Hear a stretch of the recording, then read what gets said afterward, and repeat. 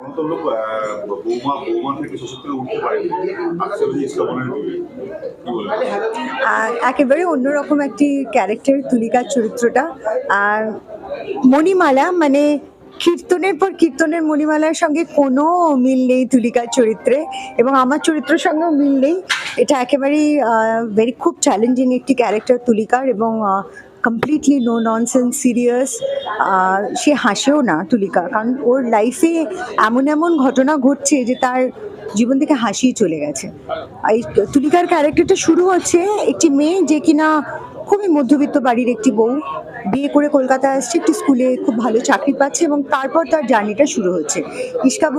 ইস্কাবনের বিবির গল্পটা হলো একটি সাধারণ মেয়ে কিভাবে অসাধারণ হয়ে উঠছে সেটা নিয়ে স্টোরি।